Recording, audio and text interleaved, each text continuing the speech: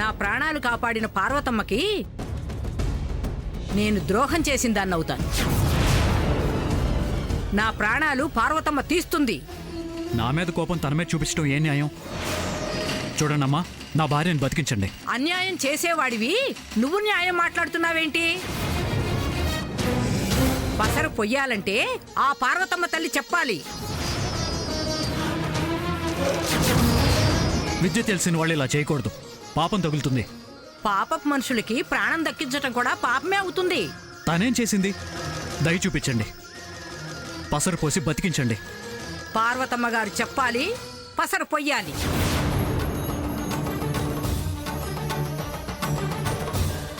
ఏంటి పసర్లంటూ ఈవిని బతిమలాడేది? హాస్పిటల్కి తీసుకెళ్దాం పద బావా.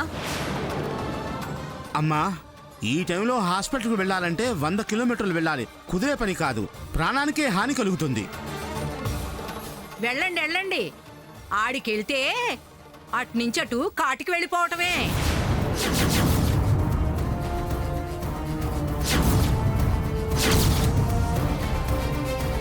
దయచేసి అలా అనకండి, నోట్లో నురుగు కూడా వస్తుంది. ఆవిడ చెప్తే పోస్తారా? అదేగా నేను అనేది.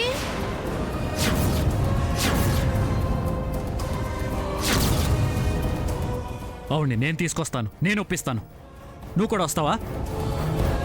ఏంటి బావా నువ్వు ఆవిని బతిమలాడేది? ఏం అక్కర్లేదు, ఆవిడే వస్తుంది.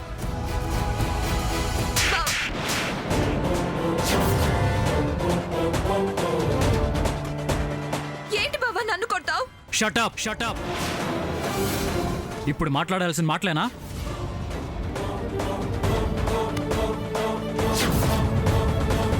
ఇంకంతే, ఇది పోయినట్టే. పోయే ముందు ఈవిడ పసరు పోయదు, అది పైకి లేవదు. బాగా చెప్పావు. కష్టం బాబు, పట్నం వెళ్ళేదాకా ప్రాణాలు కాపాడలేము.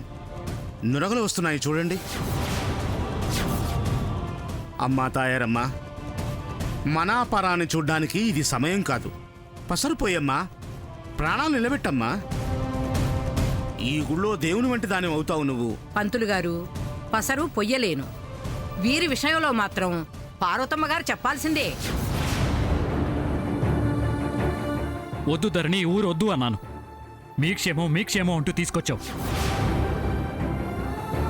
రాను అన్న మీ అమ్మగారితో తిట్టించి మరీ ఒప్పించేలా చేశావు. ఇప్పుడు చూడు ఏమైందో. నా ప్రాణాన్ని కాపాడడానికి వచ్చి నీ ప్రాణం మీదకి తెచ్చుకున్నావు. తాయారమ్మా, నీ కాళ్ళు పట్టుకుంటాను, దయచేసి ధరణిని బతికించు. నా కాళ్ళు కాదు, పార్వతమ్మ కాళ్ళు పట్టుకో. నోర్మోయ్ నోర్మోయ్. పార్వతమ్మ అని పంత పట్టు కూర్చున్నావేంటి? ప్రాణాలు పోసే శక్తి ఉండి పరాయి వాళ్ళు పర్మిషన్ ఇవ్వాలంటావేంటి? పోస్తావా పోయివా? బావా నువ్వు ఆగులేక పోస్తావా పోయివా? పోస్తే వారు నా ప్రాణాలు తీస్తారు. పొయ్యకపోతే నేను ప్రాణాలు తీస్తాను. పోస్తావా పోయివా?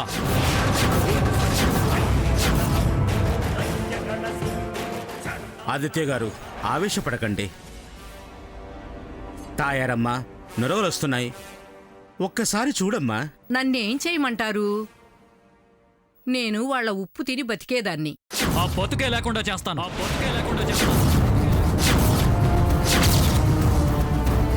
బావా, పంతులు గారు ఆవేశపడొద్దు అంటున్నారు. కాస్త బతిమిలాడి అవసరం తీర్చుకోవాలే కానీ ఇలా ఆవేశపడిపోతే ఎలా? యువతల మనిషి అలా ఆఖరి క్షణాలు లెక్క పెడుతుంటే ఏ మనుషులు మీరు? లాభం లేదు, వెంటనే డాక్టర్ని రమ్మంటాను. తాయారమ్మా, ముందు పసరు పోయమ్మా. నా వల్ల కాదయ్యా. అదిగో పార్వతమ్మ గారు వచ్చారు.